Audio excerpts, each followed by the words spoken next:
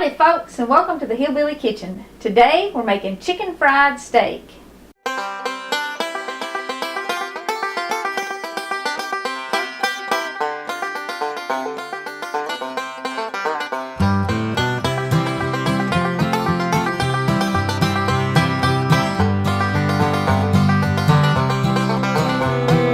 Rejoice in the Lord always, and again I say rejoice.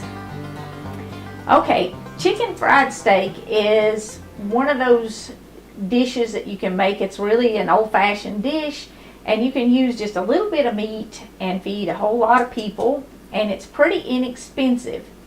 Anytime you have dishes that are like a meat and gravy dish, it's the main purpose of it is to make the food stretch and feed more people, to add calories to it.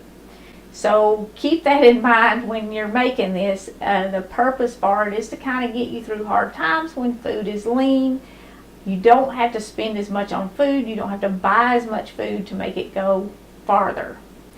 So what we need is some kind of beef. This is supposed to be steak. Now I'm using a breakfast steak, and you can make this for breakfast or for dinner, whichever one you want. It's served both times of the day. You can use cube steak for this, and you can use sirloin. A lot of restaurants make it with sirloin steak. I'm not crazy about it made with sirloin, because sirloin a lot of times will have a big rib of gristle through it, and because you're breading this, you can get a big mouthful of gristle and you don't know it, and that's not very appetizing, I don't think. I like the breakfast steak because it's really thin already, and it gets done before your breading gets burned. So the thinner for this recipe, really the better.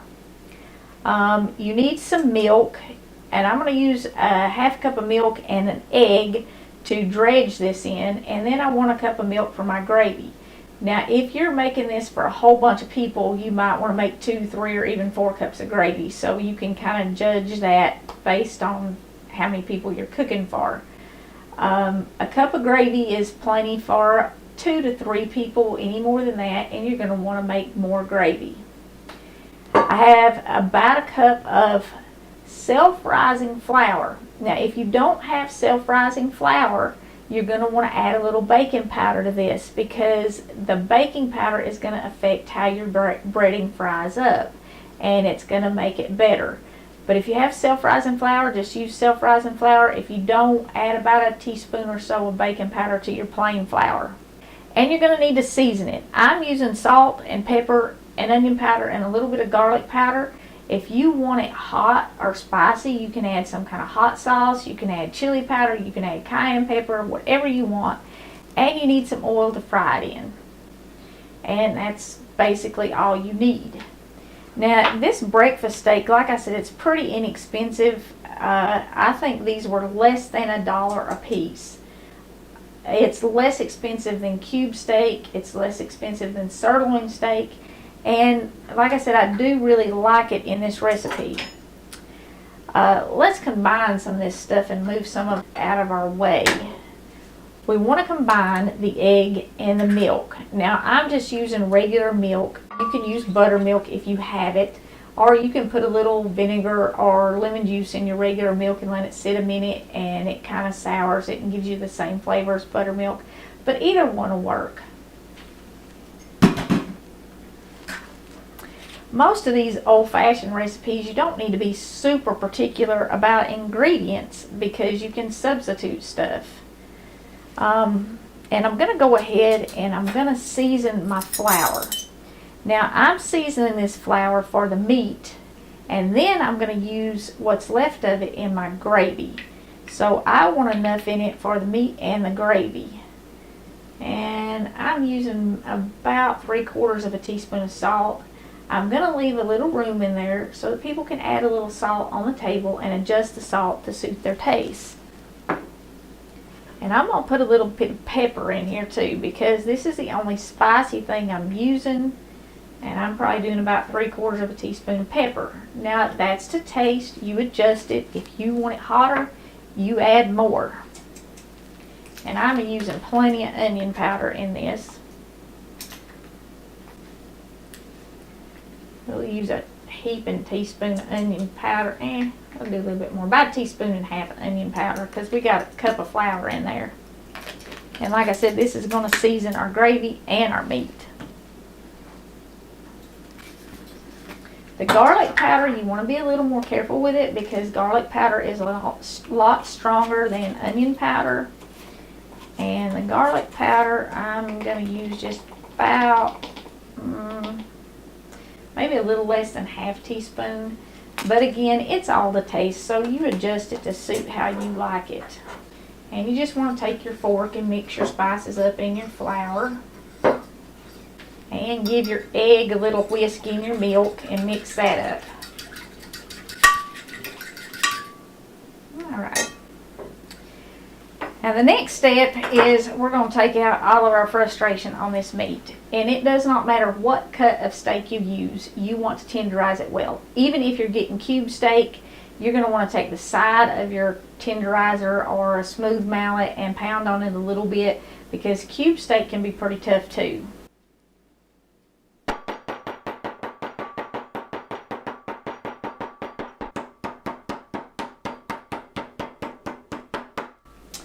Make sure you do both sides and make sure you really tenderize it good. Take a minute to do this. Okay, now the next step is you want to kind of cut these to a decent size. You don't really want to fry them this big. It's going to be hard to turn them, and that's just not what folks are used to when they eat chicken fried steak.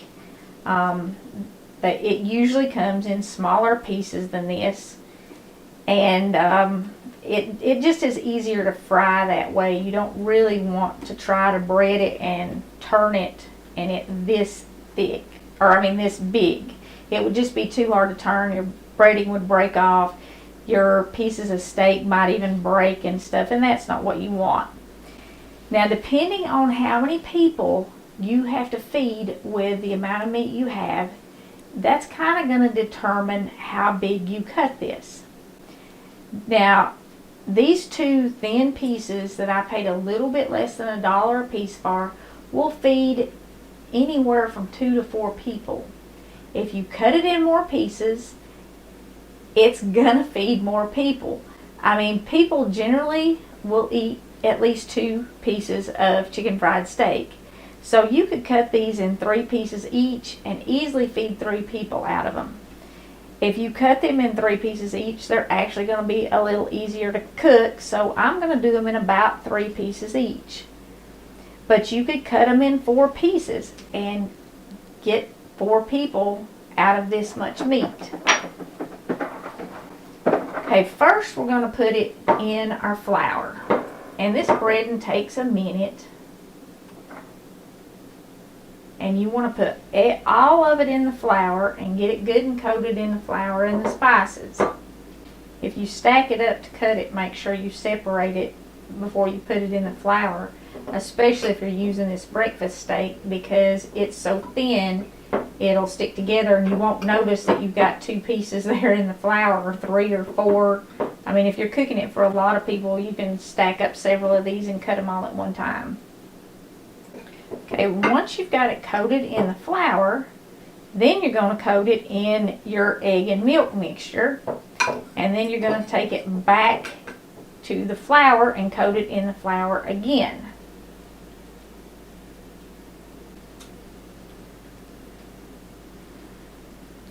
Now, if you've ever read a recipe that tells you to dredge the meat or a vegetable or whatever that you're frying, that's what they mean. They mean coat it, dip it, make sure it's covered.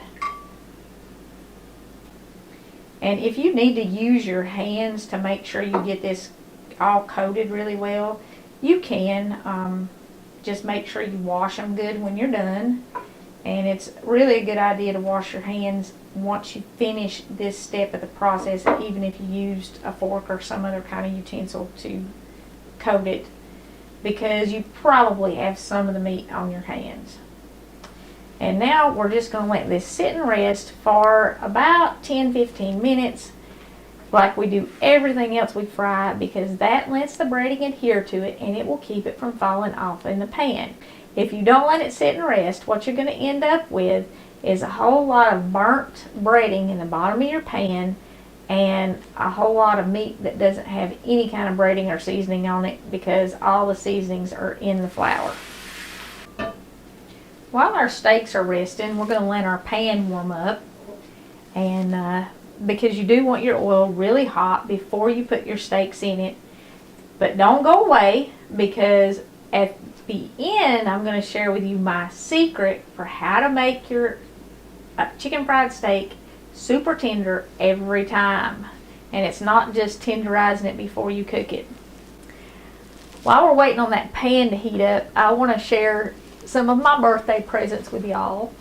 I just celebrated my 52nd birthday. This came in the mail from probably the most thoughtful, considerate woman I've ever had the privilege of having in my life. And I want to share this with you. She got this for me, and it's absolutely beautiful. It says, "Thankful for you. I thank my God every time I remember you." And that's Philippians 1:3. And this is not only precious to me because she got it for me, but because this is how I feel about all of you. I thank God for each and every person who watches these videos every night when I go to bed. So this is just such a sweet reminder that you are all there and that she is there too. Thank you for that. That's probably the best present I got. And she also got me this. I've never seen these. It's just a little zipper charm. And it says, "I'm always with you." And that's something, you know, you could clip on anything. You could clip it on a zipper. You could clip it on a necklace. You could clip it on your keys. But little reminders that God is with us. But I'm telling you, she's so thoughtful. Charlotte picked this out for me, and the kids all came over and surprised me with dinner and a cake, which was really nice. And I would not get this from my children, only from my grandchildren. Those of you who are new may not know, Charlotte is my first granddaughter, and she is 6 now, and she used to do videos with me, and then she turned into a 2-year-old with a mind of her own and decided she didn't want to. But she's been promising that she was going to do another video with me for a while. And we've got a no-bake peanut butter pie that we're going to share with y'all. She was supposed to do it the last time she came over, and she just wasn't in the mood. So hopefully we'll get that video up for you guys real soon. If she doesn't make it with me, I'm going to get it and put it up because it's a really good recipe. Alex got me an orchid. I've never had an orchid, but I love houseplants, and I've got houseplants all over my house because I love the fresh green growing inside. So we're going to try this. And she also got me a deer call. She said if things get as bad this winter as it looks like they're going to, you might need this.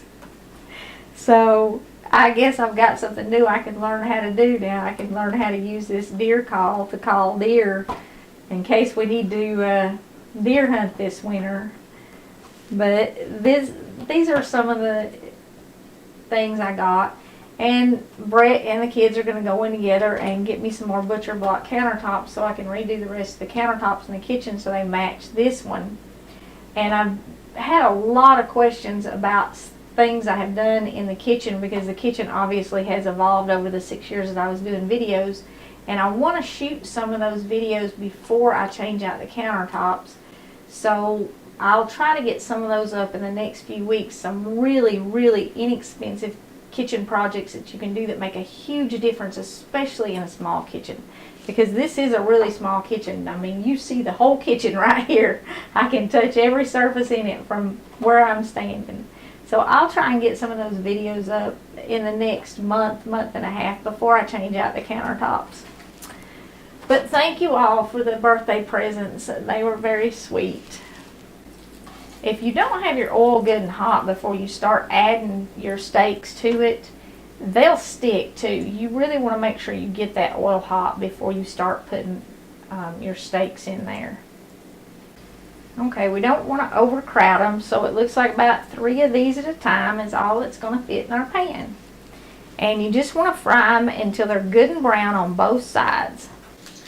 Okay, here's the secret. While your steaks are frying, turn your oven on somewhere between 300 and 350. Preheat it. Get a cookie sheet. You can line it or not. You can line it with parchment paper or foil, but lining it makes it easy to clean up, and parchment paper is much more economical than foil. Works just as good. It'll keep all the burned stuff off your cookie sheet. Throw it away when you're done, and it's really easy cleanup. Put a rack on top. We talked about draining fried foods on a rack in a couple of previous videos. If you drain this on a rack, it will stay crisp underneath. If you drain it on paper towels or something, the bottom side is going to tend to get soggy. So it's better if you drain it on a rack. Especially if you're cooking for a whole lot of people, you're going to want to use this oven method.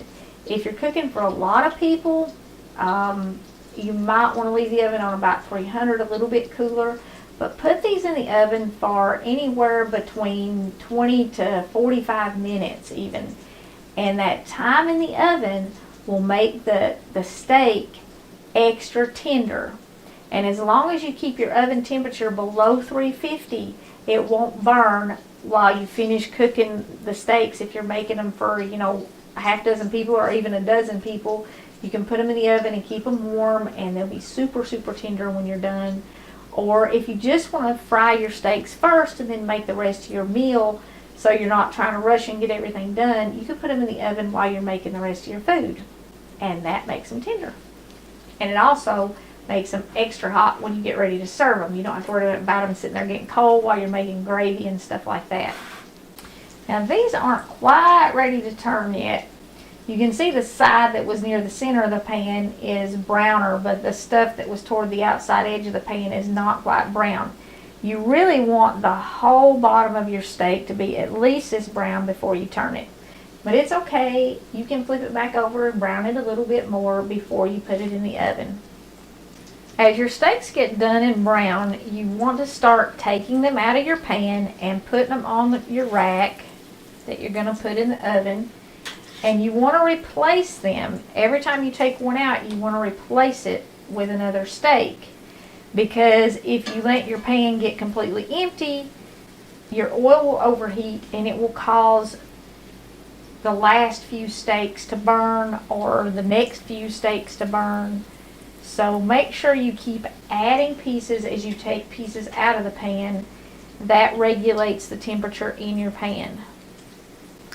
I don't know if you can see it or not, but these steaks are so thin that we actually have oil bubbling up in between, or up in the middle of the meat. And that's what you want. You don't really want to do this with a super thick piece of meat because it's not going to get crispy, it's not going to get done in the middle, and it's going to be burned before the beef in the middle gets done. So if you can get it where you actually have the oil bubbling up through your steaks, that's the best thickness for this. And I really do like the breakfast steak for this. When I make it, that's generally what I use because you can find it on sale, very affordable, and it's already thin enough. All you have to do is tenderize it. You don't really have to pound it out any flatter. And now I'm just going to put these in the oven, which will keep them warm and, like I said, make them really tender.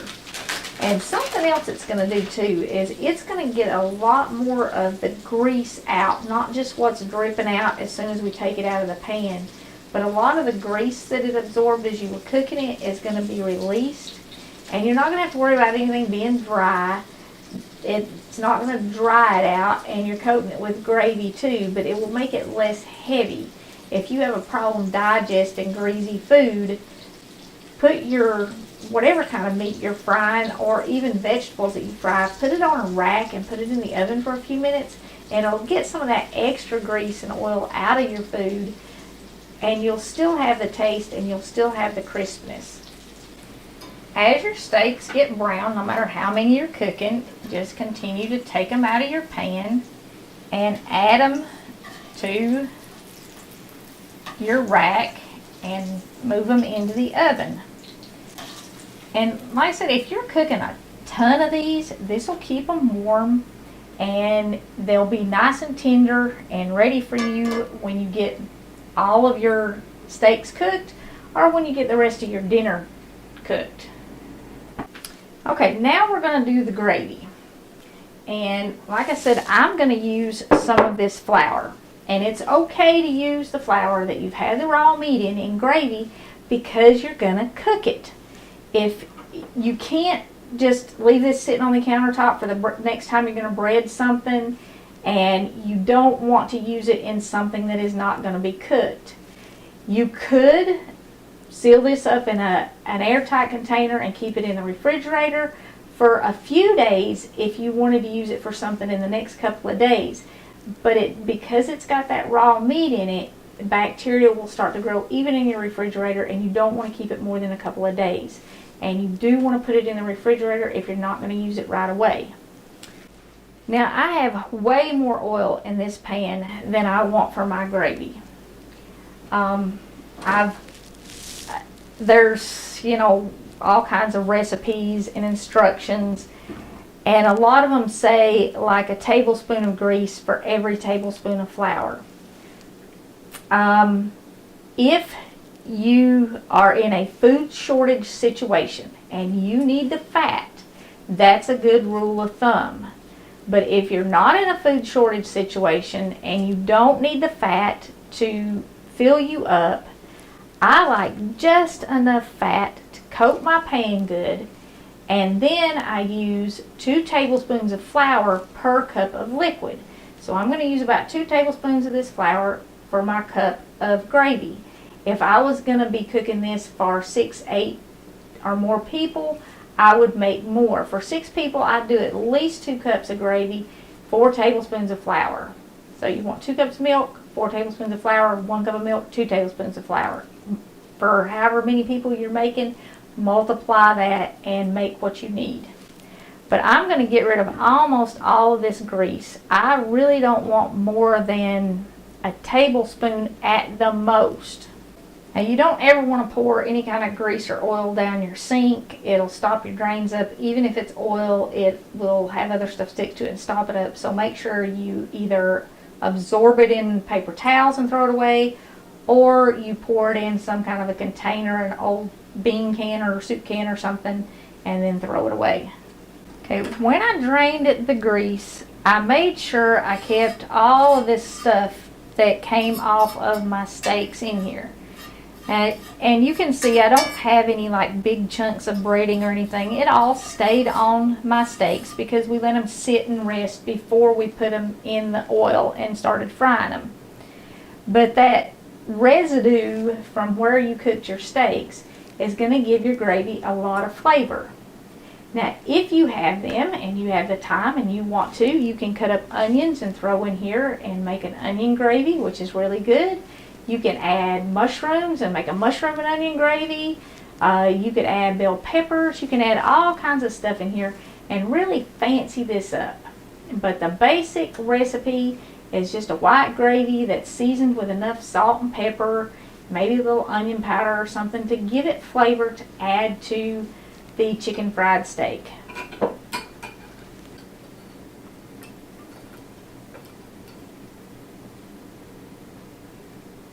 Now this is about 2 tablespoons of flour here, about what we're going to need for our cup of milk. And you can see, even though I had very little grease in there, it's enough to make my flour moist. And that's all you really need. If it will make your flour moist, it makes good gravy.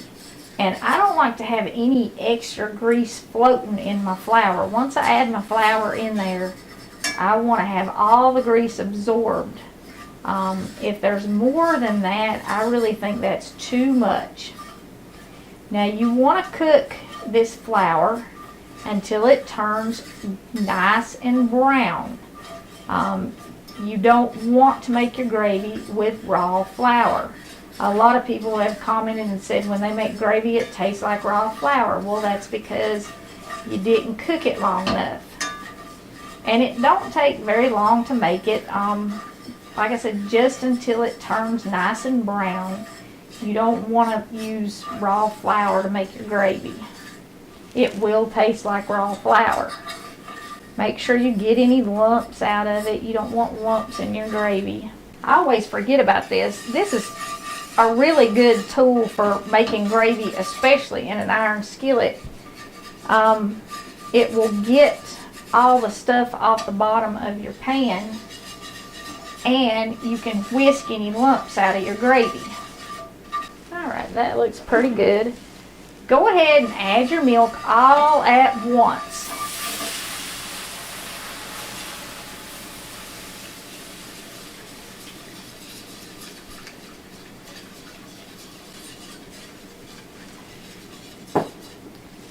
And you want to stir really, really fast.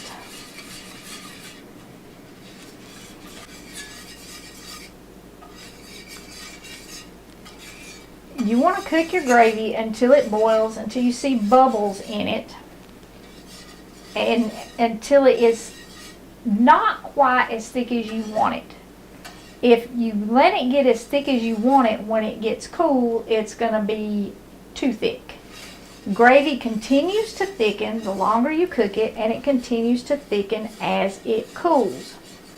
Now, if you're using a cast iron skillet, the minute you see the first bubble, you want to cut your heat off, because the cast iron skillet still has a lot of heat in it, and it's going to continue to cook it, and it's going to continue to thicken it, because, like I said, the longer you cook it, the more it thickens, and it thickens as it cools. This is about exactly the consistency you want right here when you're done cooking it. I can take this whisk and move it around and actually see the bottom of the pan, but it's still quite liquidy. Now, if your gravy gets too thick, all you do is add a little more milk to it, and it'll thin it right out, and it'll be absolutely perfect. It won't get lumps or anything in it. Just add a little milk and whisk it in there. If it gets cold, you can warm it back up. You know, that's okay. If it's too thin, don't add more flour. Some people have said you can put a little cornstarch in milk and then add it to it. Well, you can. You can put a little cornstarch in cold milk and add it to it, and you don't need much. You can dissolve like a tablespoon of cornstarch in a quarter of a cup of milk and just add it slow until you get it as thick as you want it. But you don't want to add cornstarch or flour directly to your gravy once it's hot. If you put flour or cornstarch into hot gravy, it's going to turn into lumps that you cannot get out. So if your gravy is super, super thin, I recommend just cooking it longer, because the longer you cook it, the thicker it gets. Even turned off, you can see this gravy is getting thicker. Now, it's still fine, but it's still cooking because of the heat in the skillet, and it's going to get thicker, like I said, as it cools. So when you put this on the table, it's going to continue to get thick. And if you cook it any longer than this, by the time you put it on the table, it's going to be, you know, just really, really thick. If you're cooking in a cast iron skillet and it starts to get too thick, dump it in a bowl real quick, and that'll stop it from cooking. So but if you want to serve it in the skillet, make sure you turn it off long before it gets too thick. And like I said, if it does get too thick sitting in your skillet, just add a little bit of milk to it. It's not a big deal to thin it out, and it's not really a big deal to make it thicker. A lot of people think it is. Just cook it on low heat until it gets as thick as you want it. Now, this is literally all there is to making chicken fried steak that comes out tender, is hot when you serve it. You can see this is all sizzling, our gravy's nice and hot, and you can leave this in the oven until you're ready to serve your meal. If you're doing it for dinner, mashed potatoes, green beans, maybe some rolls. For breakfast, you could just make biscuits with it, or you could make biscuits and hash browns and scrambled eggs and really have a big breakfast. But I wanted to show you this, if I can get this off here without burning my hand.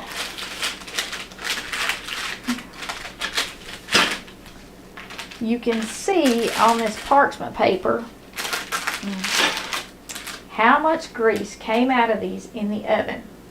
So if you're having problems digesting food with a lot of grease or a lot of fat in it, or really oily foods, or you're on a diet and you don't want all that fat in your diet, this really helps. But I think it improves the flavor too, because it keeps it crisp. And you don't, like I said, it's going to be tender, it's going to be juicy, you're going to be covering it with gravy. I promise you, everybody's going to love it. You don't need to worry about it drying out in the oven unless you really leave it in there for a long time. I wouldn't want to go past 45 minutes at the longest, and if it's going to be in there for 45 minutes, turn your heat down a little and just keep it in there, maybe 250, 275. You don't want to go any lower than 250 because you don't want it going bad while it's in the oven. So if you're going to be a lot longer, if you've got a lot to cook or whatever, turn it down to about 250. And still, you don't want to leave it more than an hour, even at 250. That's like the maximum. But that should give you plenty of time to get everything else done. Give this a try. Put it in the oven to keep it warm. It also takes the pressure off, because a lot of times when you're making a big meal, whether it's breakfast or dinner, and you're trying to get everything done and keep everything hot, it's impossible. But putting it in the oven makes it tender, keeps it hot, and it takes the pressure off. Thank you so much for joining us in the Hillbilly Kitchen. If you haven't already, please don't forget to click like and subscribe before you leave. And until next time, remember to put God first.